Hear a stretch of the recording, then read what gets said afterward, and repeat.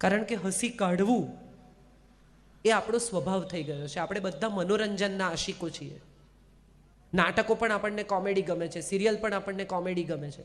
પૈસા ખર્ચીને હસવા જઈએ છે, પૈસા ખર્ચીને ગંભીર બાબત કે જ્ઞાન કે સમજદારી લેવામાં આપણો રસ ઘટતો જાય છે.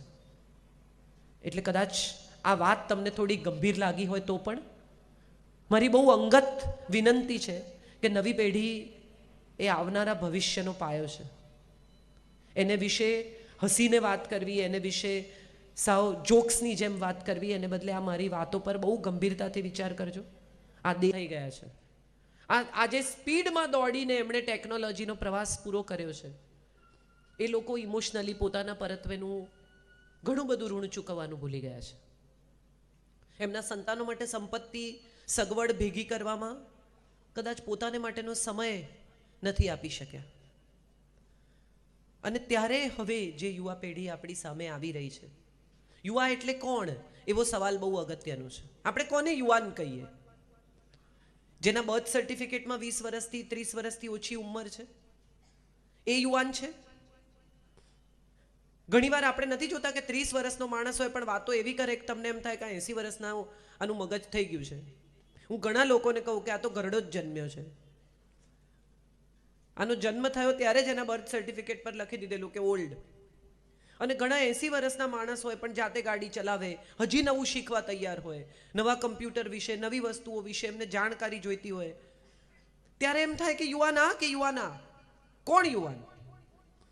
એવું કોણ કે જેને તમે સાચા અર્થમાં યુવાન કહી શકો, જે તરવરિયા છે, જેને હજી જિંદગી વિશે કેટલી બધી આશાઓ છે, જે હજી નવું થશે, સારું થશે એવી હોપ સાથે જીવે છે. ઘણા બધા યુવાન છોકરાઓને આપણે મળીએ કે આ દેશનું કાંઈ થવાનું નથી. કેટલી બધી વાર આપણે સાંભળીએ છીએ કાંઈ આ દેશનું, આ ખાડા ને આ ફલાણું ને આમ ને સરકાર નકામી છે ને ફલાણા આવા છે ને આનું તો આવું છે ને સ્કૂલ અમારી ખરાબ છે ને મા બાપ નકામા છે ને અહીંયા કંઈ થતું નથી. અને કેટલાક લોકો હોય એમ કે ના જરૂર કંઈ સારું થશે, આ દેશ પાસે કેટલો મોટો ભવ્ય વારસો છે, આ દેશ પાસે આમ છે, આ દેશમાં પ્રેમ છે. હમણાં હું મસ્કતથી આવી ત્યારે ટેક્સીવાળો મારી સાથે ઇન્ટરનેશનલ એરપોર્ટથી હું એમને લઈને નીકળી એટલે એમણે મને પૂછ્યું કે બહાર કે દેશો મેં બહુત અચ્છા હૈ નહીં મેડમ? એટલે મને સહેજ આમ મજા પડી કે આપણા કોન્સેપ્ટ કેવા છે કે બહારના દેશમાં મજા છે એવું તમે અહીંયા રહીને નક્કી કરી લીધું છે.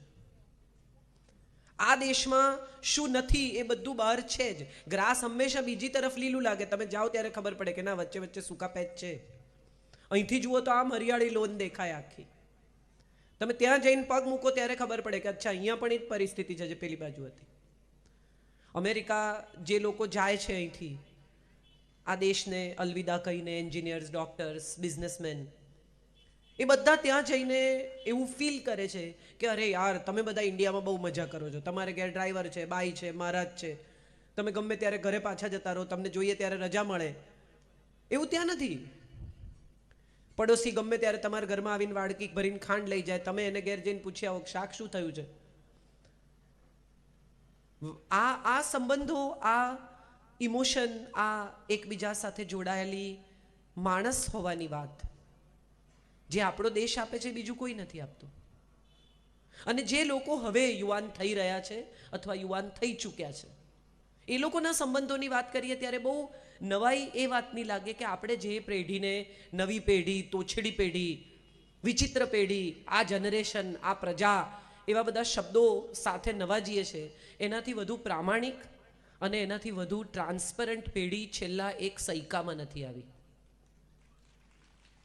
છેલ્લા 100 વર્ષમાં આવી પેઢી નથી આવી કે જે આટલી ટ્રાન્સપરન્ટ હોય. એને શું નથી ગમતું એ વિશે સ્પષ્ટ છે, એને શું નથી કરવું એ વિશે એની ક્લેરિટી છે, એને એવી ખબર છે કે એને શું નથી જોઈતું, શું જોઈએ છે એવી કદાચ ખબર ન હોય તો પણ એને શું ફેંકી દેવાનું છે એ વિશે આ પેઢી સ્પષ્ટ છે. બહુ સાદો દાખલો આપું. મમ્મી પપ્પા એમ કે આપણે મગનભાઈને ત્યાં લગ્નમાં જવાનું છે એટલે છોકરો 15-16 વર્ષનો હોય પૂછે હું ત્યાં આવીને શું કરીશ? એટલે મમ્મી પપ્પા બિચારા એને સમજાવે કે બેટા જવું પડે, આપણે સંબંધ છે, સગા થાય, કાકા થાય. એટલે એ બહુ સરસ રીતે કે આ બરમુડા પહેર્યું છે પહેરીને આવીશ, જબ્બો નહીં પહેરું. હવે જો મા બાપની તૈયારી હોય બરમુડા પહેરીને લઈ જવાની તો લઈ જાય, બાકી છૂટેલા તો છીએ જ ને. આ મજાની પેઢી છે. કેટલી ઇન્ટરેસ્ટિંગ. એમને આવડે છે એમના રસ્તા બહાર કાઢી લેતા.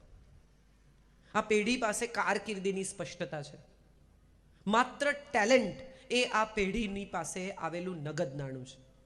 તમે જુઓ, હેકર પણ હવે પ્રોફેશનલ છે, ચોરી પણ હવે પ્રોફેશનલી થાય છે. અને સૌથી મજાની વાત તમને કહું કે આ એવી પેઢી છે કે જેને ફોટા પડાવવા માટે પણ બીજાની જરૂર નથી. આખી સેલ્ફી જનરેશન છે. માણસ સૌથી નબળો ક્યાં થઈ જાય? કપલ હનીમૂન પર જાય અને પાછું આવે ને ત્યારે બધાના 2 જણના એકલા ફોટા વધારે હોય. કારણ કે પતિ પત્નીનો પાડે ને પત્ની પતિનો પાડે. 2 જણાને ભેગો પડાવો તો કોઈને કહેવું પડે કે ભાઈ જરા ઊભા રહો ને મારો ફોટો પાડી આપો. એવા બહુ ઓછા હોય.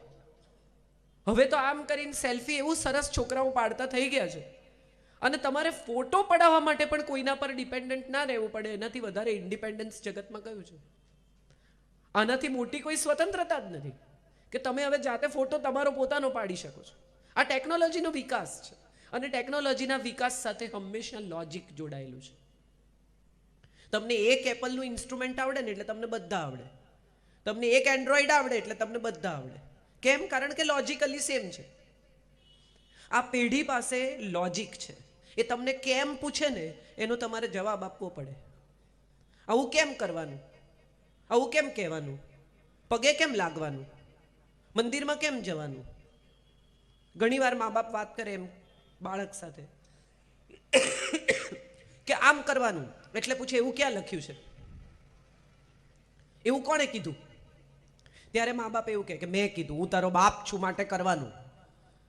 આ હું તારો બાપ છું, હું તને કહું છું, આમ જ કરવું પડે, મેં કીધું એટલે કરવાનું. આ બધું કહ્યા પછી 5મી મિનિટે પપ્પા જાય એકદમ ગરીબ થઈને કે બેટા જો ને આ એપ ડાઉનલોડ નથી થતું. હવે બાપ કોણ? હવે કોણ જીનિયસ આ બેમાંથી? હવે કોની પાસે વધારે માહિતી છે? મજાની અને બહુ ઇન્ટરેસ્ટિંગ પેઢી છે.